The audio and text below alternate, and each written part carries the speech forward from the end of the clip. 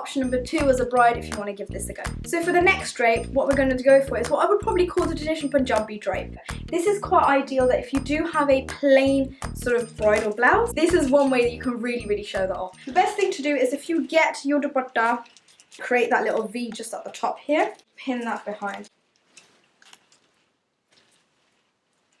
The really small part of that is on your bride's shoulder, like so. Once it's pinned, take the dupatta all the way around and create the V. So this, depending on how low the bride's jewellery is, you can go as high up as you need to or as low down as you need to as well. Now again, you can let this fly or we can pleat this, and I will show you how to do both variations of that. So once again you're happy, what you need to do is find the front of that and then pleat it, or pin it, sorry, rather. Make sure you use heavy duty safety pins. Nappy pins are usually ideal, but get some heavy duty ones to make sure that it can really hold the dupatta. Again, the bride will need that extra space from her head, dupatta all the way around and to the front, and then secure as needed with as many pins as required. Now you have two options.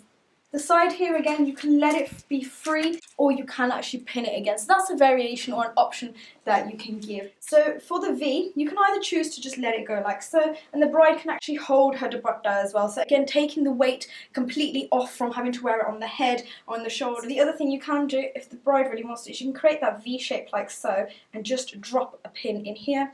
Alternatively, just leave it to hang and keep it really nice and natural. But there you have it. This is how you can do a traditional U, V, or Punjabi drape, as you want to call it. This is how you can create it. There's a few variations that you can also consider once you have decided that this is a look you want to go for. So a couple of things. What we have, because we've got a nice little pleat here, if you like things to be symmetrical, what you can also do is you can ask for this to also be pleated up. So again, make sure you keep the borders going as much as you can. Go as wide as the bride's shoulders. You don't want to go over the top. And once you've got that into place, you can pin. So what you get is you get a pleat on both sides of the shoulders, just like so. So that's one variation that you can actually go for as well. The other option that you can have, again, if the dupatta is really heavy, is get the bride to pull her arm out just like so, and then pin it into place. Again, this will just help for all the movement around her, make sure that that's really secure. So as she's moving up and down, as she's got to do things, you can actually pin that in place. The other variation to consider is at the back of the dupatta, if your bride is wearing a really heavy dupatta and again it is pulling on her head and is making her go backwards, what you can do is grab your fingers and just pull a couple of pleats in and secure that slightly higher up so she gets this bit of extra movement, and pin it to the back of her bridal blouse. This will make sure that she's nice and comfortable. She can move left to right, up and down, and the weight is evenly distributed throughout the dupatta as well.